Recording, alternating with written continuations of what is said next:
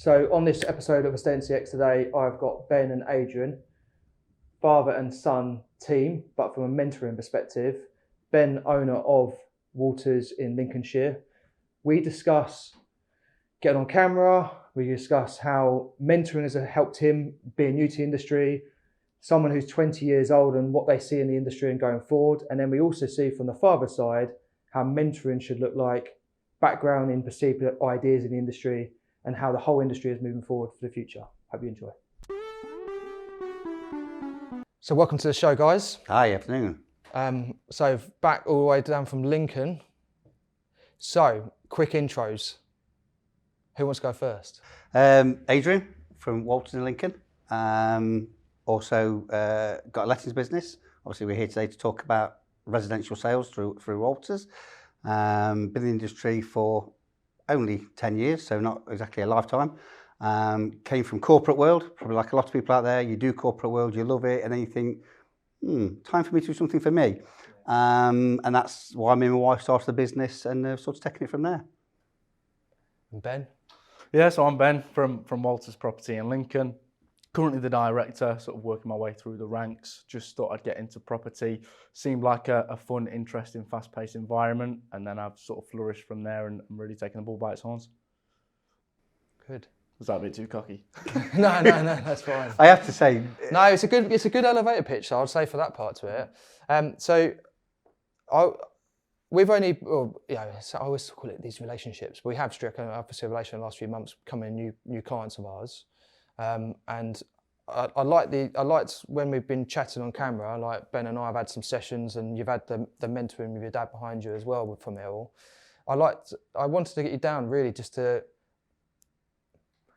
I find a lot of people in this industry struggling to find the new era of new generations coming through. There's no one out there, like there's no one being born who wants to be estate agents.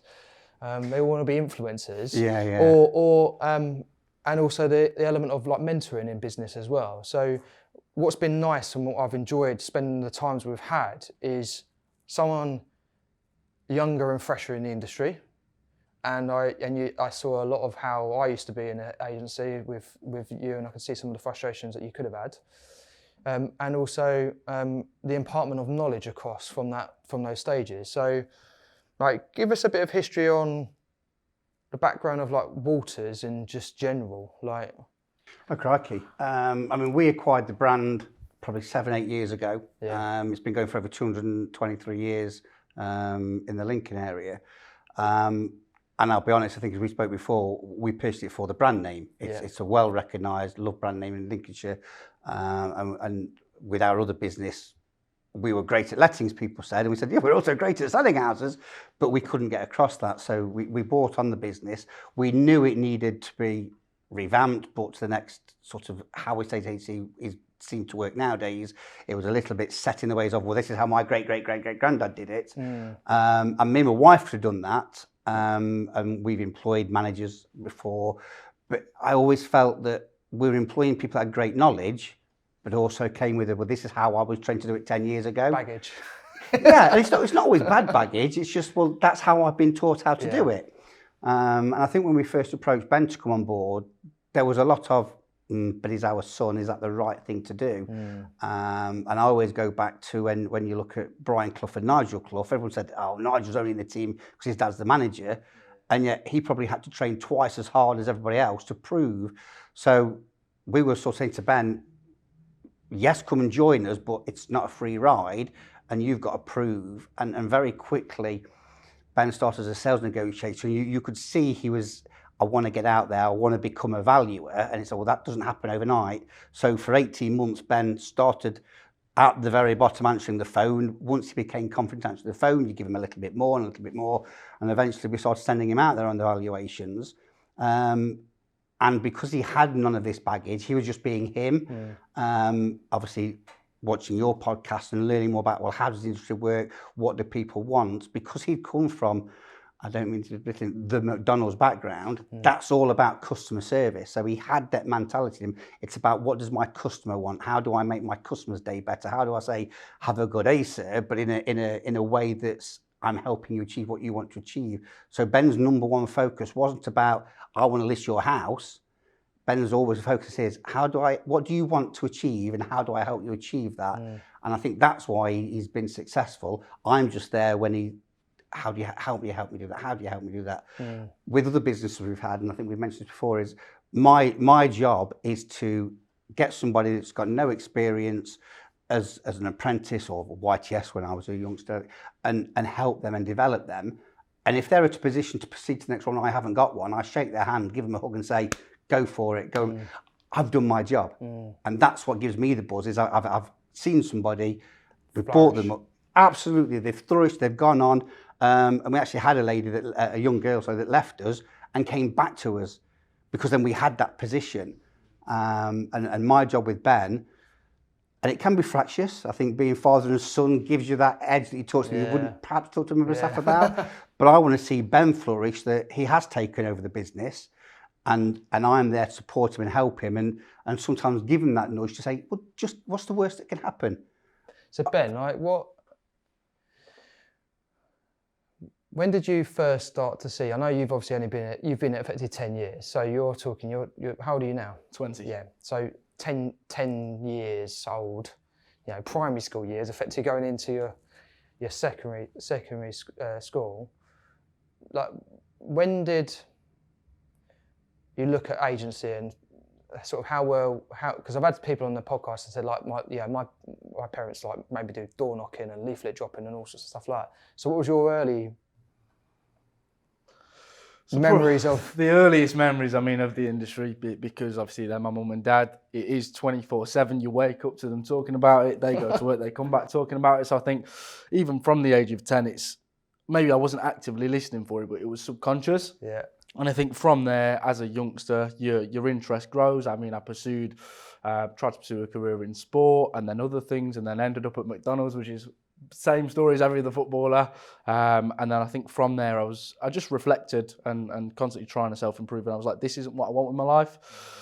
And then the only thing else I knew other than flipping and serving burgers was the industry. So I thought, let me try it out. Let me give it a couple of months. If I don't like it, I can go to uni. But I think when we spoke about it earlier, you just get hooked. You like the pressure, you like the stress, you like meeting new people and moving them on to the next chapter. And I think that is the biggest addiction of all. Once you get hooked on your work, because you spend most of your life working, it is the best thing you can possibly do. And I thought, why throw this all away and why not pursue it if I think I'm quite good at it. It might be borderline arrogant, but because I enjoy it and I see the results, just go head first into it and take it from there, really. Because you mentioned your mum is an estate agent as well. Yes. Like, how long was she an agency for? 30 years. So she supersedes. Oh, even me, yeah. So she was the brains behind the operation, let's be honest. So like, you obviously came into it probably, and she's the person that's gone like the oracle, keep it in check, this is how we do it, this is how the processes work, and you've then adapted it, and then it's a great site, because obviously you would have seen that from years before that then, from like, the progression. I saw the stress side of things, especially like, you're looking last 20 years. Yeah, we've had some interesting. You'd question why you'd want to be an agent in that capacity. And again, I think that's the reason we brought somebody with. We've never, when we've looked at people to come into the industry, it's always people who've got no experience, because I look at some of the agents and there are agents out there that have not seen the bad times. Yeah, they've sold properties in the good times, and that's quite. It's not rocket science. It's not the hardest job on earth. But when you've got to really understand your client and, okay, everything's a certain price bracket at the moment, we're told doesn't sell. Well, it does if you do it properly and you look at, from the very first minute I meet that client, am I understanding what they want? Are we managing their expectations? Are they managing my expectations? And are we doing everything to help them through? And if we get that right, the properties will sell. But by bringing somebody in that's not seen the good times, that's come in when mortgage rates have started to go up, if Ben can flourish now and he can listen now and listen to his clients now, when we see the mortgage rates start to drop again and people think, well, I've now got money to spend again, hopefully he'll have ridden this and he'll just go on to the next step and then the next step and the next step. And that's why we try and drive him to, don't focus on the money coming in. Yes, we've got life cycle to pay for and we need to see the money come in. But if that's his sole focus, he shouldn't be in this industry. He's got to do it because he enjoys it. And by doing, if you're sat in front of a client and they see that you've got a passion for what they do, they give you that trust. I always remember, again, going back to a previous life, I went to see the buyer of a Lincoln Co-op and I was trying to sell my product. And the buyer was messing about with this mop, the super, and he was telling me how, and the salesman before me had done such a good job, this guy was going to stock that product. And that taught me, if I'm not passionate about what I'm presenting, how can I expect you as my potential customer to have any faith in me and be passionate about me working for you? So that's the first thing that we try and pass on to men. Love what you're doing, enjoy it, from there success will come. And I think if there's any owners out there saying, I need that next generation to come through, don't employ somebody and then on day one say, what's your target, what's your number, what's your number, what's your number? Are you enjoying it? What do you enjoy? Because if they enjoy it and if their clients see they enjoy it, they'll be successful. And you'll be successful ultimately. Do you know what's really interesting? Because off camera, we had a conversation before, like whilst we were talking to Mark, and we had a conversation. The first thing you asked me was, how do I self-improve about dealing with stresses of the day and time management and how our mindset works on, not how can I sit down and talk to you about fees or be a better agent, like, because a better agent comes when you're calmer in, like, dealing with stress is a great one. You know, if you don't know how to deal with stress and you're an agent, like, how can someone comes to you and says, oh my God, the house has fallen through, or I need this, or this is, like, if you can't deal with that and learn how to deal with that, then, like, automatically you're pulling it onto the other person. You're like, I don't know if I can do that either. Like, you know, let's just write it together. Whereas, that's what it was nice to actually hear, where you're looking at almost from a mindset perspective. So, a common perception that people get out there, Nicola was on from a previous guest, Brewman. She deals with recruitment and she looks at the phenomenal stats and what's that. And I asked her a question afterwards and said about what's the fundamental thing that you see with retaining staff or attracting new talent? And she said training in business.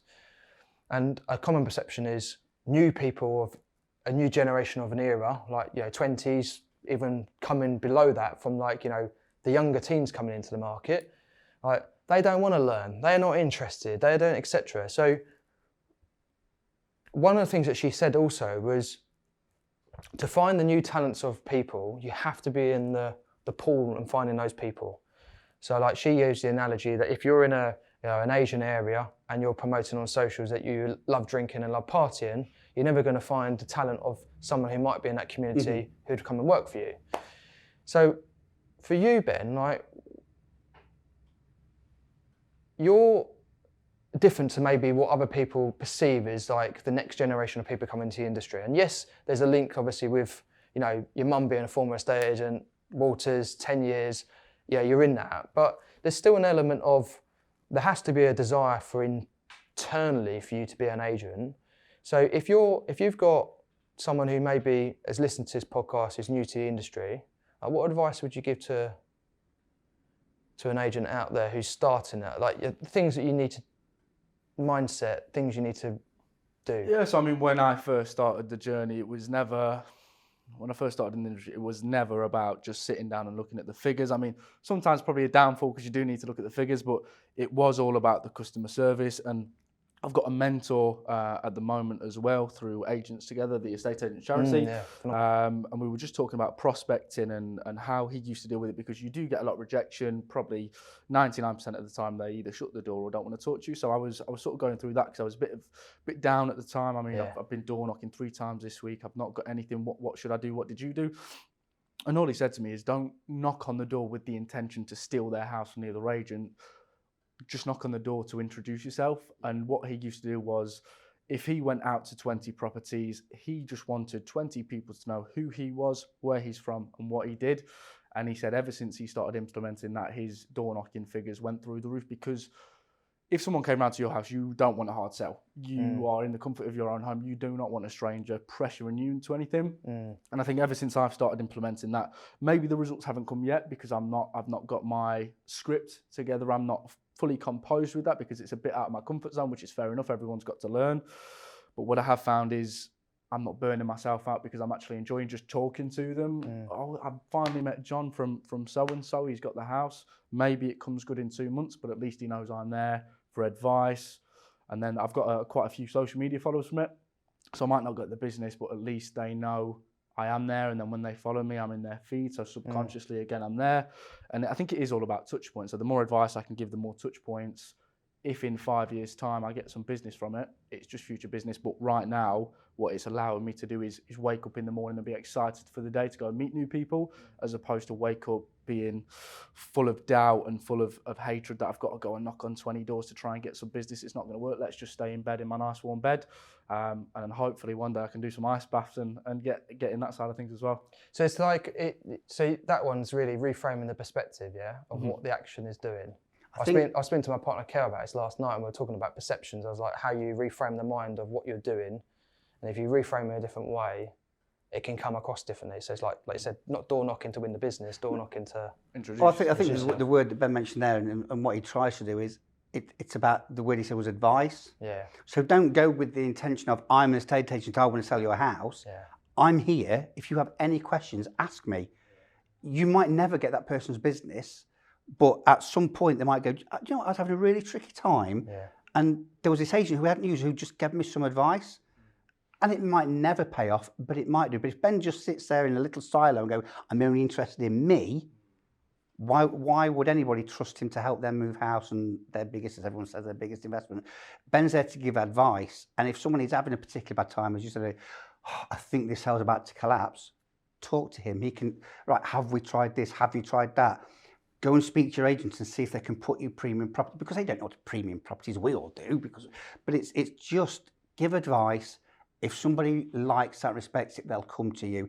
If it turns out they never come to you, at least you can sit down with yourself at night and go, yeah, I did good today.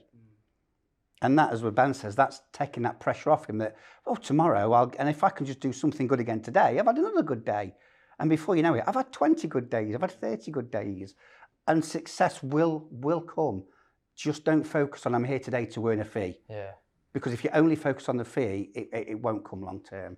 Yeah. Is my belief anyway. I think, touching on that as well, a lot of agents, because they're so heavily driven by the figures, they overcomplicate everything and they confuse potential buyers, potential clients.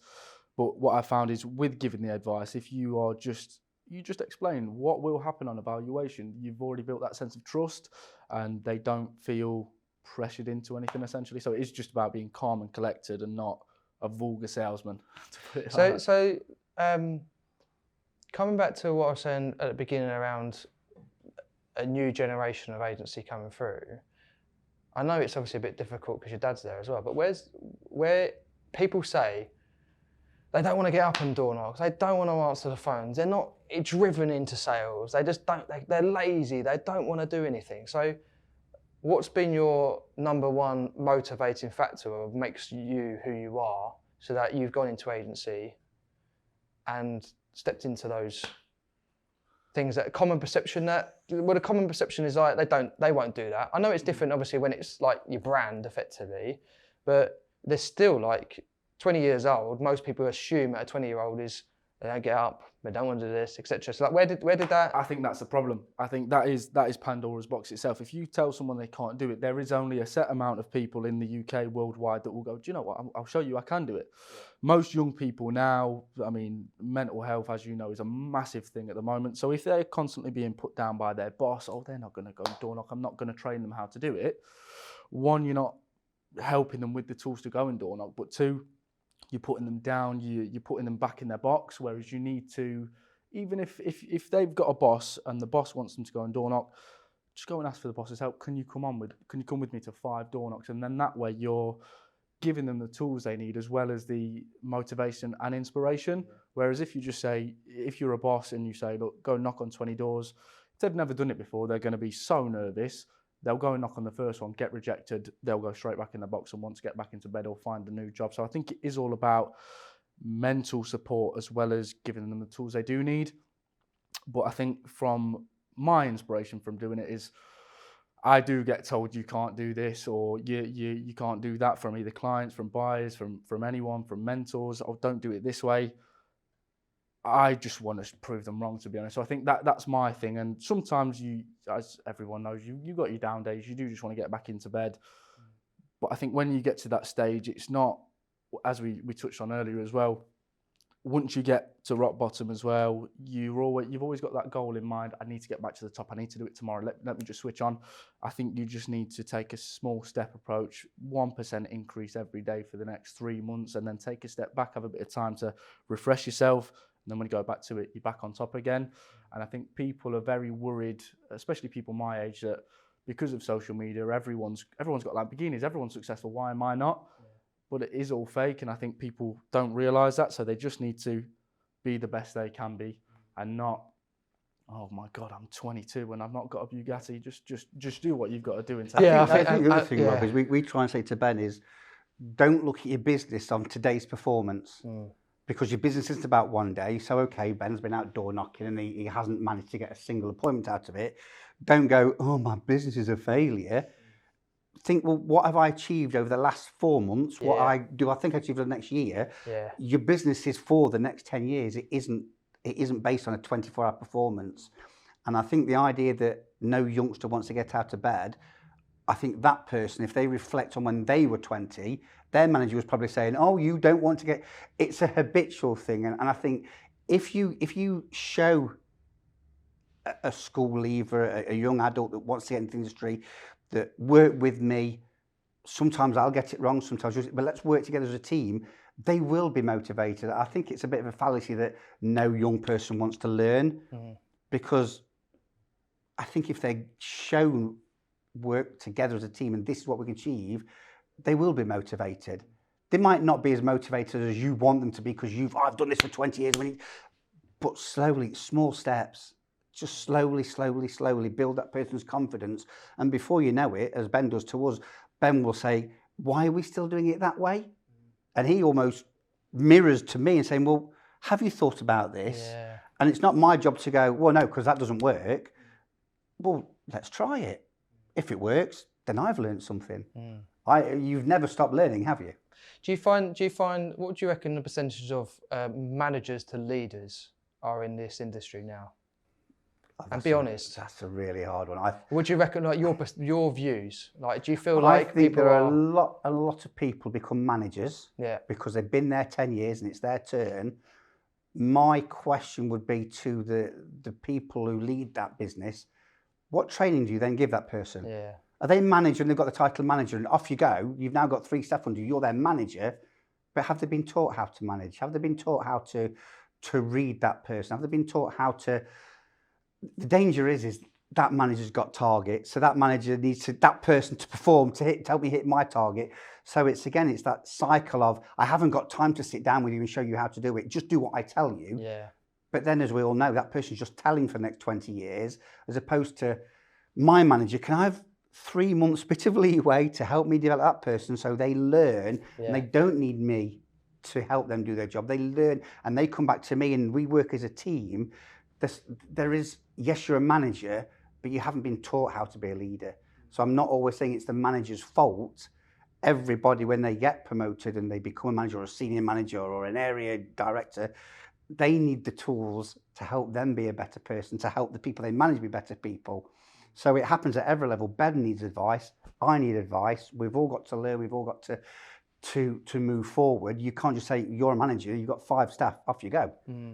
So I think there are too many managers, not enough leaders, but I'm not saying it's the manager's fault necessarily. Yeah. It always ends at the owners of the business fault, isn't it?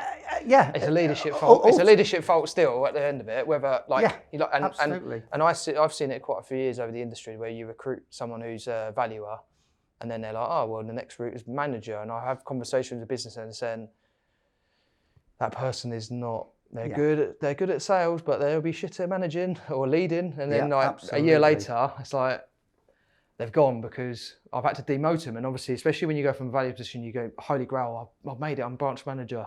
And then you're like, actually, you're crap at branch manager and you're good at sales. It's to them, it's seen as a demotivating factor. Absolutely. And that's what I've noticed. Like, I know it's obviously different with you guys almost acting as the mentor to Ben, but I think everyone needs like the Rocky films, the Rocky's trainer. you know, whatever his name is, the old chap in there. Everyone needs that person in the corner going, come on, let's go out and get it. But Ben's also got the mentor through Agents Together. Yeah. So me and his mum are there to support him and help him and grow him as much as we can.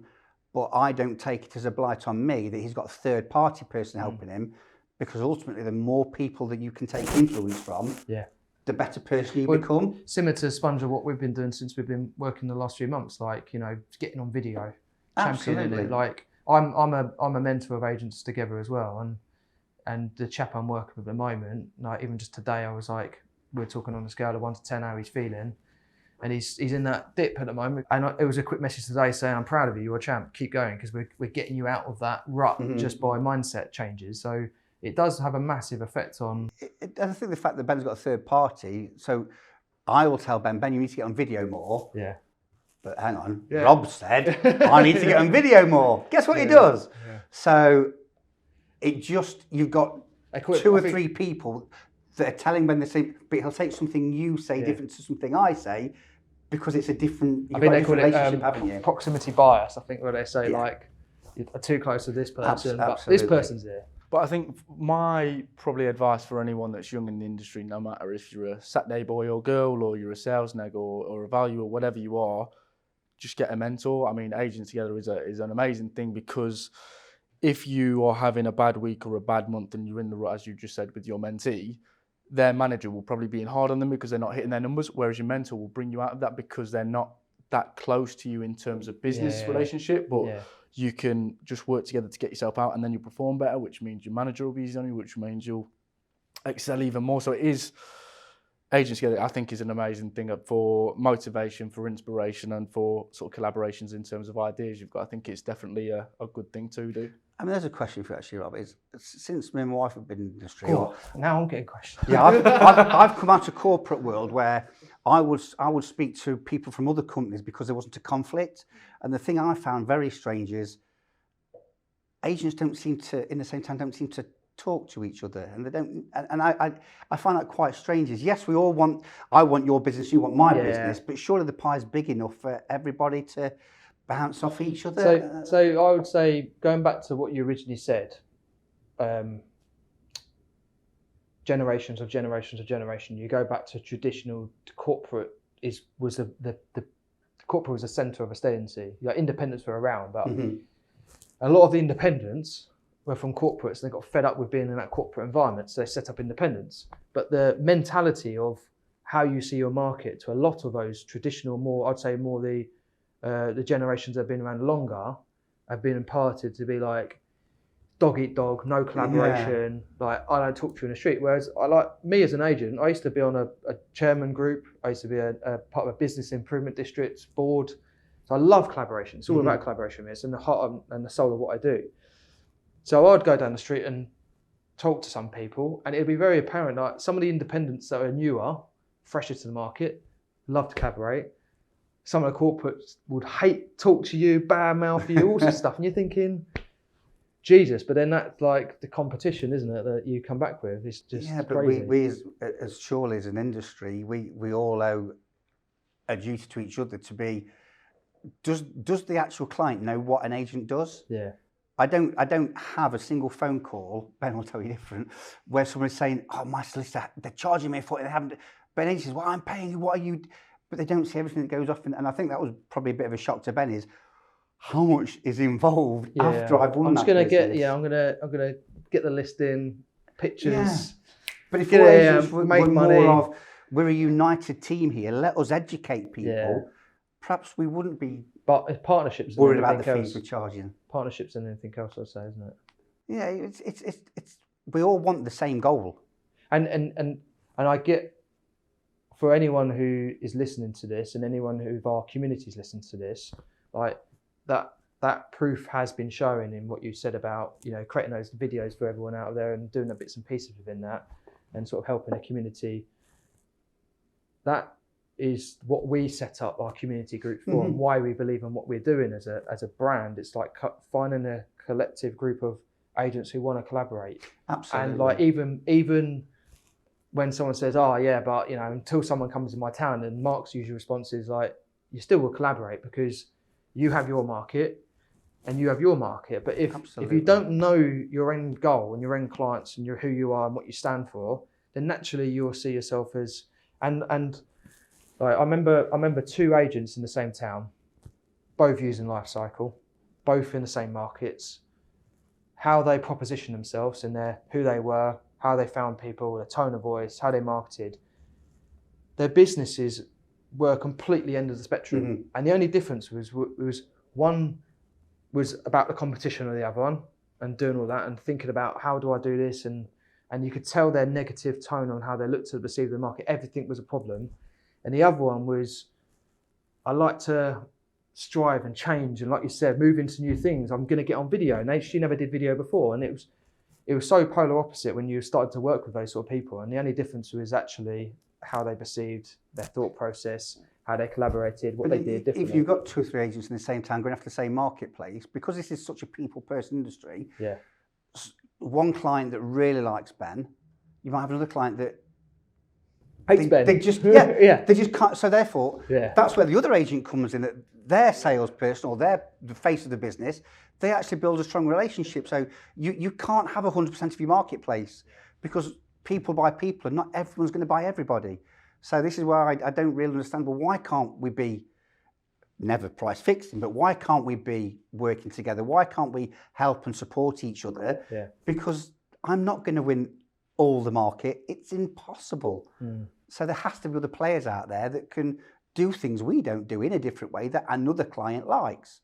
Whereas hopefully more people like Ben, because I want their business ultimately, but I'm not going to be the be and end all to everybody. And no matter how motivated Ben is, he can't be either. So there is market there for everybody. So the key goal to that is, like you said, is finding the identity of individuals and finding who resonates with who's your tribe effectively that wants to buy and use your services. And one of the key factors I've seen in the last few years is the incorporation of videos, because that puts you, before you're sat in the front room, people see yourself out there. And we've had that in the last few months. We've been talking about videos. So I'm going to put you on the spot here because obviously you're back on video then. A few months ago, you didn't like the idea of getting on camera. And then you're now more on the face of camera. Even when we came here, I was talking to Mark about it, and he said, like, you know, the guests we've got on and stuff like that. And he said, I've noticed Ben, he's a lot more on Instagram. I've noticed him there, which is a nice thing, because if you weren't on video, Mark would be none the wiser of who you were effectively until we met you like last week. So what advice would you give to people who, like you were a few months ago, I don't want to get on camera? What would your advice be to people who are those people? Yeah, I mean, the way I sort of looked at it was the day I made the change was the day I had a conversation with you, and you just said, just post it. What's the worst that can happen? And I thought, in the grand scheme of things, let's say 20 people watch this first video. If I get 20 hate comments, all right, maybe I'll feel, but I don't think anyone will, because if you've got followers, they're there because they're supporting you already. They're not there to judge. And I mean, no publicity is bad publicity. So if someone does hate you, they've still watched the video. You can still say to your client, well, I've got 1,000 views on this. So it doesn't make a difference. I mean, my biggest prerequisite for it was probably, what if my hair doesn't look good? But in the grand scheme, I'm there to talk about the property. I'm there to give you advice. It doesn't matter how I look. As long as my information is useful, if my hair's a little bit of a mess or my beard's looking messy as it is today, it doesn't matter, because I'm providing you with information you want to hear. Now, if I was an influencer, of course, I'd probably want to do my hair and everything, but I'm in property and I'm here to just give you service, give you advice, give you information. And some of the videos I'm doing now is just because I think they're fun. Maybe they're not even property related, and they seem to be the most interacted with, because people do want to know you. And I've turned up to a few viewings recently, and then they've gone, oh, you're that bloke from the camera, you're famous. And I mean, it's nice to hear, but because I've already built that rapport with them, the viewing or the valuation goes so much smoother, because the ice is essentially broken. So I think it's all down to you, mate. The conversation we have where you just said, do it, I've done it, and it's paid dividends. And so taking it from that, a coaching call, to then the next steps, because it's, again, like sometimes you find it where you get people go, I just did it. People are like, okay. And then they go off on it. So like, run through that. How did you physically do that? Because there's a lot of people talk about videos, and it's Christopher Watkins talks about just get on camera, etc. But I feel like there's always a struggle with people going from like maybe a workshop to actually acting on it. There's the implementation stage, and just like, let's be honest about how that looked. So did you literally stand outside the property and was it just one take and you were like, right, just sod it, I'll post it? Or just be honest, like how long did that take you to? Yeah, so I mean, in terms of the property videos, for me, obviously different agents do it different, but for me, I do like a brief introduction, describe the house, tell you what it is, blah, blah, blah. The hardest videos that take me probably 40 minutes of video are the blogs that we write and the advice that we give, because I've downloaded it's like a teleprompter app for your phone so you can read as you go. I know a couple of people, when I did a course with Chris Watkins, he said stick a note on your phone with the bullet points and you can talk like that. But I think what a lot of people do as well is they put their phone or whatever in selfie mode and they can see themselves talking and it's distracting. Turn it around or cover up where you can see yourself. And I think if you're focused more on what you're saying than how you're saying it or how you look, it will be better. But for the first, I'd probably say month, I was getting so frustrated because it was taking so long. But then after that, just practice makes perfect. And I mean, just don't give up. Just keep doing it. Even if you only get 1 like, 2 likes, 3 likes a video, build that bank so that if you go out to an appointment in a year's time, they've either already seen your videos or you've got proof that you know what you're talking about. Yeah. Whereas if you've not got anything on your Instagram but photos of the property, one, as you said with Mark, no one will know who you are. And two, you're not really building that sense of trust. So I think it is a case of just do it. It will take time. It will be very frustrating. And you've just got to do it in your own way. Use your own personality. I'll tell you the truth now, Rob. He got frustrated with the first few because they were taking him 40 minutes. And I'm on my 8th take. And it's a case of, but don't worry. And I think some more advice you gave me was, Ben, don't be polished. If it isn't perfect, people aren't expecting to see a Hollywood blockbuster here. Yeah. Just be you. And we had to keep saying, if you've slipped upon a word, don't worry, still post it because you're a human being. And guess what? We're not infallible. I am, but we're not infallible, and you will. But people need to see you human. So he did find it frustrating, but he kept persevering because actually he wants to self-improve, and we don't need to motivate him to do that. But just keep going. So if anyone's never done it, there is a case of just do it. What's the worst that can happen? You delete it. It's not right for you, but you put it out there and suddenly 2 or 3 people go, oh, thanks for that. That'll hopefully give you the motivation to, I'm going to do a second one now. I'm going to do a third one now. And you kept saying, just be you. Yeah. Don't be Rob. Don't be Adrian.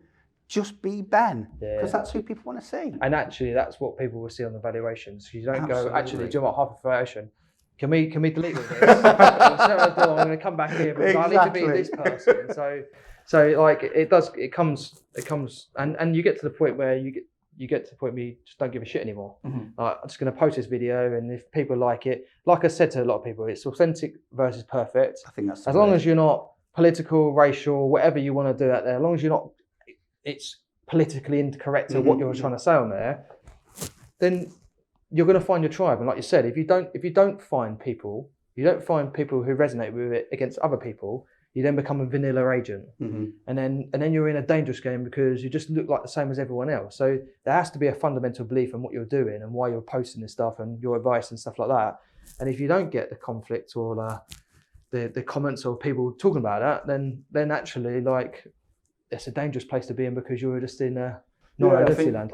Just as you said, you become a vanilla agent. I think a lot of people, if they're trying something for the first time, they find comfort in being not boring, but blending in with the crowd. Yeah.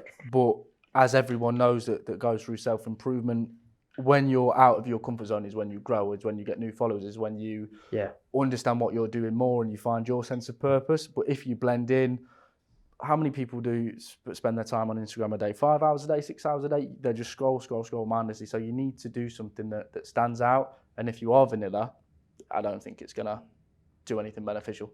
So wrap up on the last question. This could be both singular to both of you. We always ask everyone the future of estate agency. So who wants to go first and what their belief is in the future of estate agency? Short term, long term.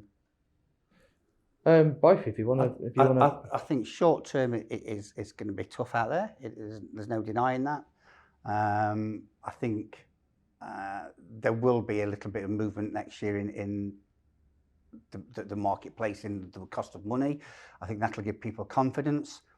I think long term, I think the industry needs to take a real hard look at itself, is that we can't constantly keep seeing double-digit price growth. We'll just become a rental society, and they won't need me when you've got big corporates buying up 10, 20, 30,000 houses or even building them to rent out. Without being political, there needs to be, we build on 2% of the UK, we need 5 million houses. And if that means there's a period of 10 years of no house growth, that's what the industry needs, because we've got a new person into the industry who at the moment isn't going to be buying a house anytime soon, because the multiplier of his wages aren't there. Yeah. And if that keeps getting worse and worse and worse, we will just sell to big corporates who buy up en masse and rent to people.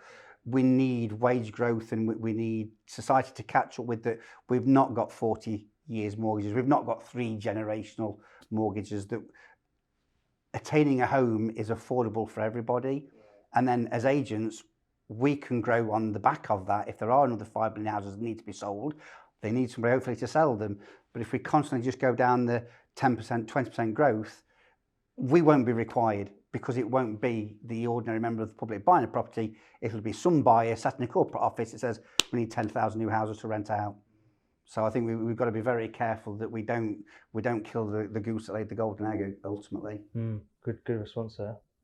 I think for me, I'd probably go the opposite end of the spectrum. I mean, you've always got to look at things positively. If I know for a fact that the estate agency is going to be so hard for the next 10 years, why would I carry on being an agent? I think, again, borderline arrogance, I think it's always going to be amazing and we're always going to perform amazingly. Obviously, as we're recording this in November, the Bank of England projected that next year there's going to be 3 separate occasions where the base rate drops by 0.25%.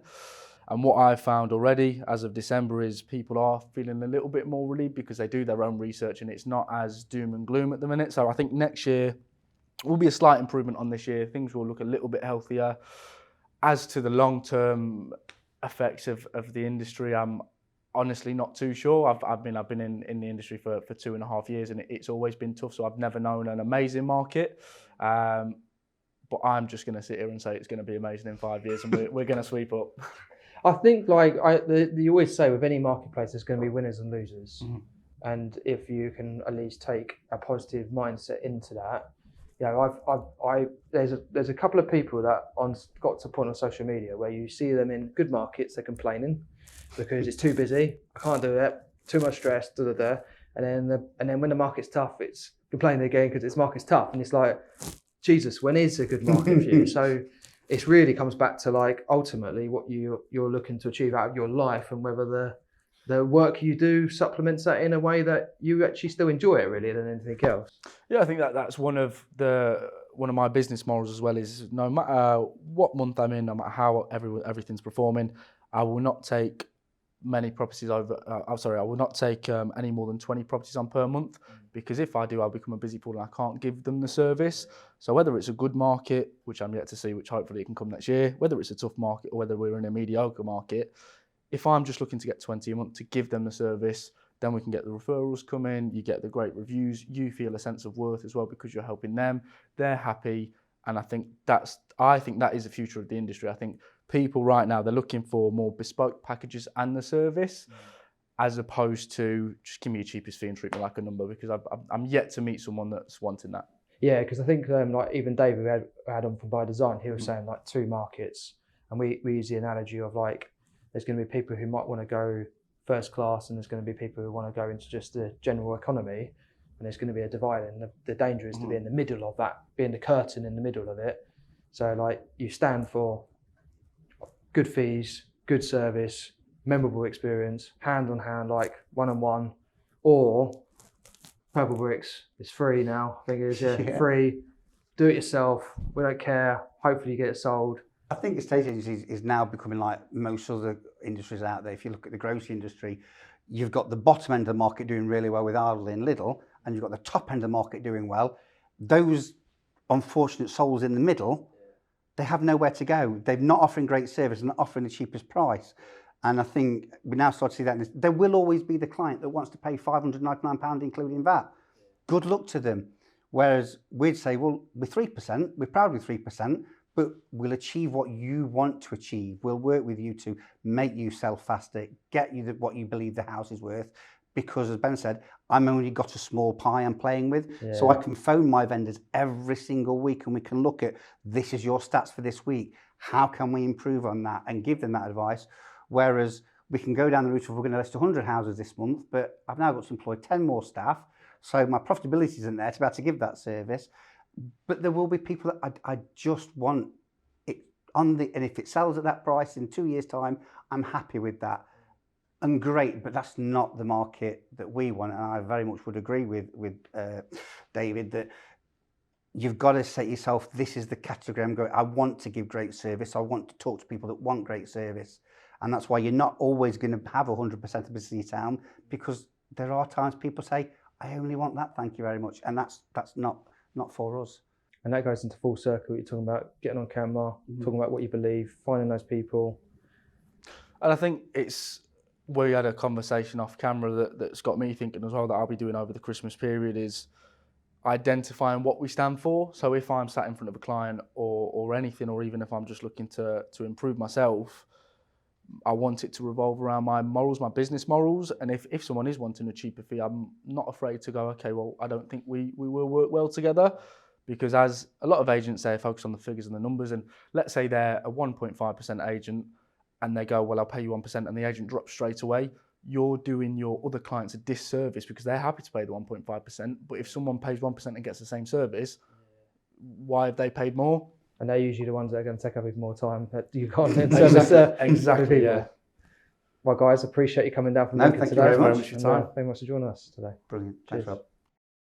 Thanks for listening to this Estate Agency X podcast. Can you make sure that you're actually subscribed to this podcast channel if you liked the content? It helps us massively to get better guests, and it just helps us generally. So you might think you're subscribed, but just have a double check, whatever your podcast platform of preference is, that you're actually subscribed, and then that way we can continue to grow the channel and get better and better guests for you.